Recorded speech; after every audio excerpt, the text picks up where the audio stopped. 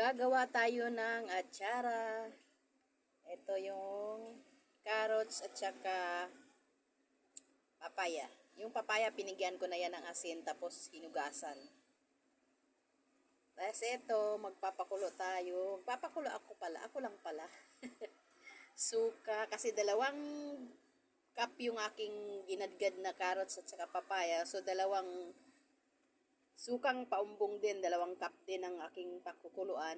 Nilagyan ko ng bell pepper, sibuyas, tapos ginadgad na luya, tapos paminta at asukal. Ngayon pag kumulo na siya, pag kumulo na ng husto yan, ilalagay na natin yung ating papaya at carrots. Ayan, kumulo na. So, pwede na natin siyang ilagay.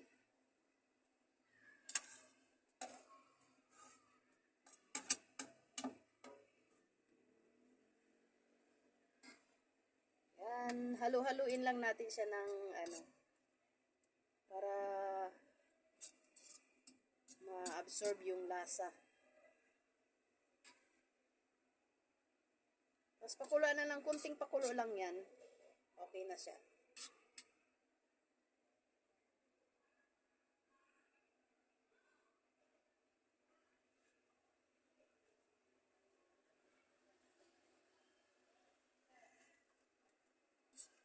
Ganyan lang kasimple ako gumawa ng atsara.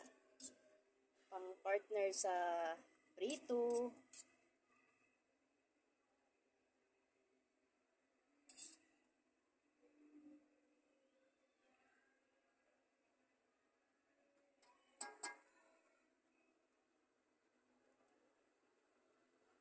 Yan, pwede na yan. Salamat sa pagpanood. Gagawa tayo ng atsara. Ito yung carrots at saka papaya. Yung papaya, pinigyan ko na yan ng asin tapos hinugasan. Tapos ito, magpapakulo tayo. Magpapakulo ako lang pala.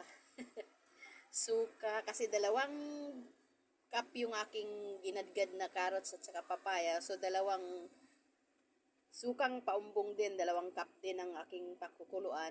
Nilagyan ko ng bell pepper, sibuyas, tapos ginadgad na luya, tapos paminta at asukal. Ngayon pag kumulo na siya,